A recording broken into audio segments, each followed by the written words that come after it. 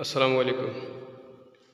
আমি এখন আছি আইসপাড়া জামে মসজিদের ভিতরে।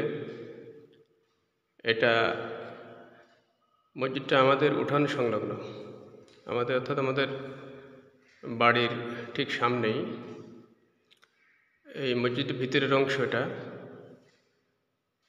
এই মসজিদটা 1923 সালে প্রতিষ্ঠিত। প্রতিষ্ঠাতা ছিলেন আমার প্রপিতামহ, অর্থাৎ আমার বাবার দাদা ইব্রাহিম সর্দার। উনি সহ গ্রামবাসীদের সহযোগিতায় এই মসজিদটি উনি নির্মাণ করেন 1923 সালে। তৎকালীন ইন্ডিয়া থেকে এক কারিগর আসছিল ইজাবুল নামে। ইজাবুল তার নেতৃত্বে এই মসজিদের কারুকার্য করা হয়। এটা অনিন্দ্য সুন্দর কারুকার্য ছিল এই মসজিদের তৎকালীন সময়ে।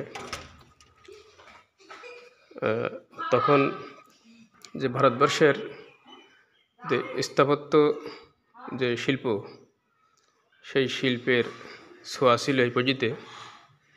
কিন্তু সেই মূল মসজিদের সেই ভবনটা এখন নেই। এখন বেশ কয়েক বছর আগে এখানে revival of Islamic heritage society Kuwait Bangladesh office এই মসজিদের সংস্কার করে, অর্থাৎ পূর্বের সেই বিল্ডিং ভেঙে নতুন করে মানে আধুনিক ডিজাইনে এই বিল্ডিংটা করা হয়। যদিও এর আয়তন বাড়েনি, এর আয়তন আগের মতোই আছে। এখানে দেখছেন মেয়েদের জন্য এই নামাজের ব্যবস্থা, এটা পরবর্তীতে করা হয়। প্রথমে মেয়েদের জন্য এই মসজিদে নামাজের ব্যবস্থা ছিল না।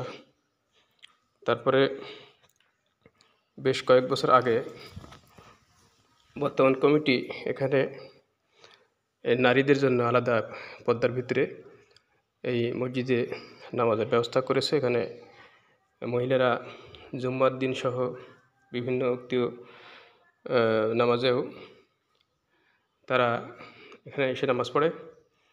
এবং এটা মোহাম্মদী মানহাজের অনুসারী, অর্থাৎ বর্তমান সময়ে যারা আহলে হাদিস বলে পরিচিত।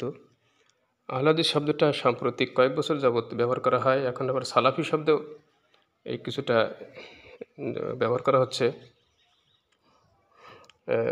এখানে তাদের সালাফি মানহাজে বিশ্বাসী যারা, তাদের প্রত্যেকটা মসজিদে বলা যায় মহিলাদের ব্যবস্থা থাকে। কিন্তু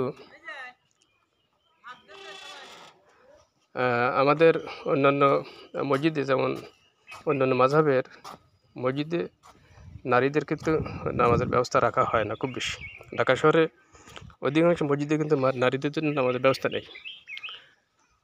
এই মসজিদটা উদ্বোধন করেন 1923 সালে মাওলানা আকরাম খাঁ, উপমহাদেশের প্রখ্যাত সাংবাদিক, দৈনিক আজাদ পত্রিকার প্রকাশক সম্পাদক। উনি ইব্রাহিম সর্দারের বন্ধু ছিলেন এবং এই এলাকায় আহলে হাদিস আন্দোলনের প্রচারণায় ওনার ভূমিকা ছিল। উনি এই এলাকায় আসতেন, আমাদের বাড়িতে আসতেন। আমার প্রপিতামহের উনি বিভিন্ন সহযোগিতা করতেন, আর্থিক সহযোগিতার আন্দোলনে।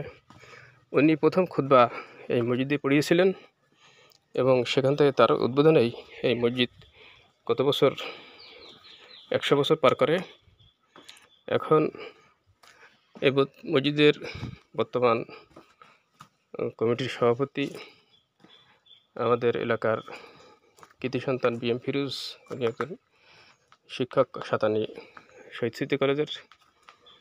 ওনার তত্ত্বাবধানে এই মসজিদের এখন সংস্কার কাজ হচ্ছে। এবং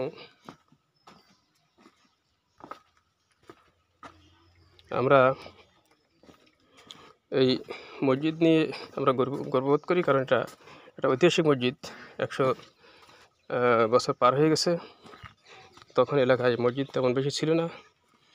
এই মসজিদেই আমাদের এই মসজিদকে কেন্দ্র করেই আমার শৈশব, আমার গড়ে ওঠা এই মসজিদের অনেক স্মৃতি। তো এই মসজিদ সম্পর্কে আমার স্মৃতি নিয়ে আরও একটা ভিডিও আমি আপনাদেরকে আরও অনেক কথা বলবো। সে পর্যন্ত সবাইকে ধন্যবাদ। আসসালামু আলাইকুম।